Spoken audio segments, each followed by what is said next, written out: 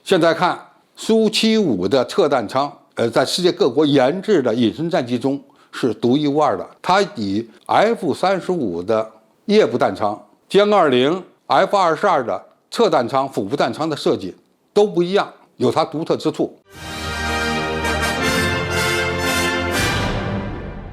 观众朋友、网友朋友，大家好，我是付天少。在2021年迪拜航展上，俄罗斯的苏霍伊公司将其研制的一架苏75，也就是具备隐身性能的单发轻型战斗机的原型机，或者说呢是一个全尺寸的模型，在俄罗斯的展区内进行了静态展示。苏75的到来成了本届迪拜航展的明星机型，全球有众多媒体对其参展呢给予了高度关注。苏75这款隐身战机的绰号为将军，或者是呢江沙。根据俄罗斯媒体所披露的消息看，这款先进的单发隐身战斗机最大起飞重量18到20吨，最大飞行速度1.8到2马赫，最大飞行距离2800到3000公里，作战半径可以达到1200公里以上。该机拥有机腹弹舱和2个小的侧弹舱，最大外挂如果在翼下也能挂弹的话，它的最大载荷可以达到7.8吨。从俄罗斯媒体所披露的苏75的技术参数来看呢，它的飞行性能全面超过美国的 F-35隐身战斗机。因为 F-35由于在设计的过程中飞机超重，而且阻力呢偏大，因此它们的最大飞行 M 数目前呢都有所降低。最好的 F-35A 也就是空军型的 F-35最大平飞速度现在也不过就是音速的1.6倍，而 F-35B 最大飞行速度已经降到了超音速的1.4倍，明显不如苏75的靓丽。另外在航程载弹量方面和苏75相比呢也有一定的差距。当然苏75现在目前还处于研发阶段，它具有一定的后发优势，这是呢它比较好的地方。那么从隐身这个角度讲啊，可以说苏75呢在苏57的基础上也有所提升，它的进气方式以及布局方式呢应该说有助于减小它的雷达反射截面。它采用的是半额部的进气口，而且有一点棒式进气道这么一个特征，因此从正向来看，它的雷达反射截面相对来讲比较小，再加上它采用的是无尾式气动布局，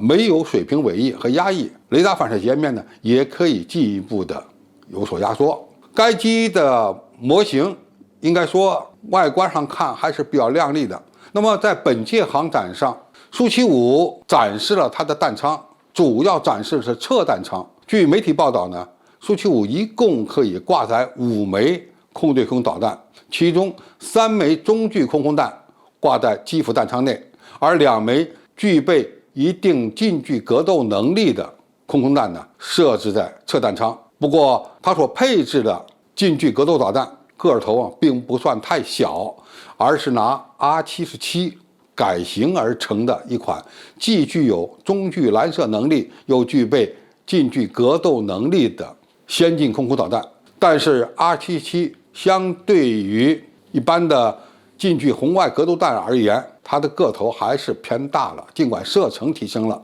但是如果你尺寸大了以后放在侧弹舱内，问题就比较大了。那么它是怎么来设置侧弹舱的呢？从照片上可以看出来，它的侧弹舱的设置是倾斜式的，也就是导弹装在弹舱内是向上倾斜一个角度，这样的话呢，它的长度够了才能够装在弹舱里面。但是发射的时候可能会有一些问题，因为这个倾斜弹舱啊，在舱盖打开的时候飞行阻力会比较大，因此呢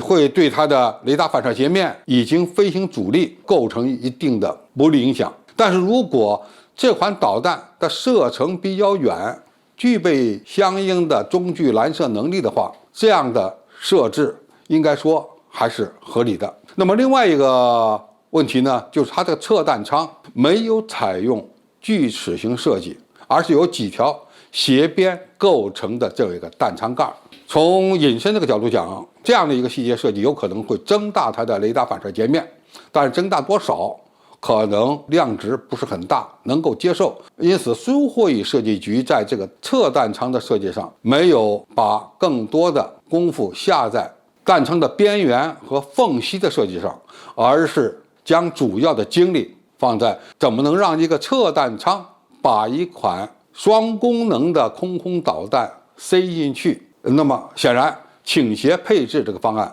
是它可选择的路径之一。现在看苏75的侧弹舱，在世界各国研制的隐身战机中是独一无二的。它与 F-35的叶部弹舱、歼20、F-22的侧弹舱、腹部弹舱的设计都不一样，有它独特之处。再加上该机的飞行性能相当不错，如果今后配装上推力矢量喷管，它的机动性能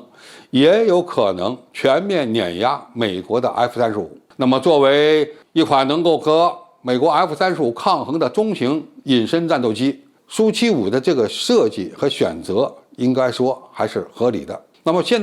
目前争论最大的是苏75的单价。在本届迪拜航展上，苏霍伊设计局依然向外宣称，该机的单价不超过3000万美元。那么俄罗斯怎么能做到这一点？这一直呢是很多专家存疑的一个问题。除非呢它的机载航电系统降级配置，才有可能达到这个价位。如果它像其他的先进的隐身战机那样配备有源相对雷达、综合航电系统，或者是呢综合控制系统，实现优异的战场态势感知能力的话，那么这样的一个价位是绝对拿不下来的。哪怕翻一番，都已经是在世界同类型战机中最便宜的了。至于苏75什么时候能够研制成功，首飞上天，从目前它展示的这个所谓的原型机来看，它依然是一个不能飞的